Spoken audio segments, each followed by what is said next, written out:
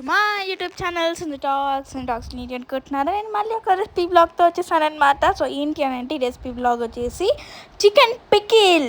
So pickles, నాకు chicken pickle అనేది చాలా ఇష్టం అనమాట. సో ఇది ఇక్కడ చూస్తున్నారుగా చికెన్ పికిల్ ఎలా చేసేసుకోవాలో చూసేద్దాం పదండి.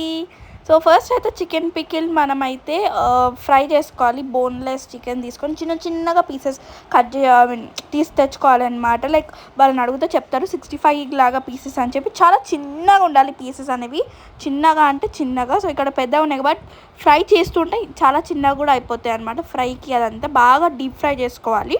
చికెన్ తెచ్చుకొని ఫస్ట్ బాయిల్ చేసుకోవాలన్నమాట.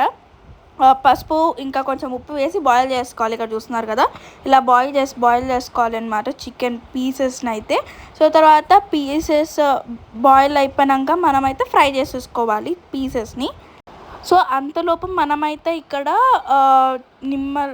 నిమ్మకాయ ఉంటుంది కదా, నిమ్మకాయని జ్యూస్ చేసుకోవాలన్నమాట.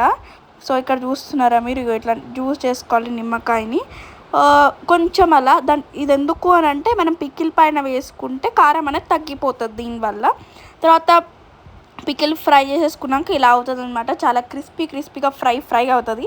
సో దాంట్లోకి మనము పుట్నాల పౌడర్, కారం, ఉప్పు, ధనియాల పౌడర్ అన్నీ ఇలా ఇక చూస్తున్నారు కదా, ఇలా యాడ్ చేసేసుకోవాలన్నమాట. అవన్నీ యాడ్ చేసేసుకొని ఇక్కడ చూస్తున్నారు కదా, ఇట్లా అన్నీ అయితే యాడ్ చేసేసుకోవాలి. దీనికి మనము మన ఆయిల్ అనేది ఫ్రై లాగా చేసుకోవాలి. ఇక్కడ చూస్తున్నారు కదా ఆయిల్, దాంట్లో కొంచెం కారం, ఉప్పు వేసి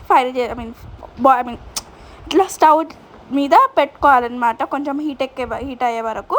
ఇక్కడ మనం కలుపుకున్నాం కదా, అదంతా కలిపేసుకుంటున్నాము. చికెన్ ఫ్రై పీసెస్ అన్నీ ఇలా కారం బాగా పట్టే వరకు బాగా కలుపుకోవాలన్నమాట. మనమైతే చూసినారా, ఇలా కలిపేసుకొని బాగా తర్వాత దాంట్లోకి కొంచెం ఆయిల్ అనేది యాడ్ చేసుకోవాలి.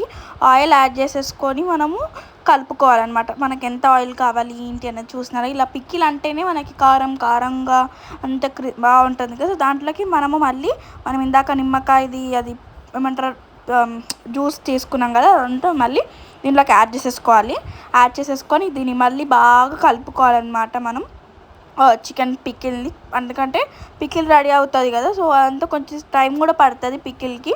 ఇక్కడ ఇలా లాస్ట్కి ఫైనల్గా ఇలా వచ్చిందనమాట పికిల్ అనేది. ఇలా చిన్న ప్రాసెస్ లాగా ఉంది, చాలా చిన్న ప్రాసెస్. బట్ చేస్తుంటే ఫ్రైయింగ్కి చాలా టైం పడుతుంది.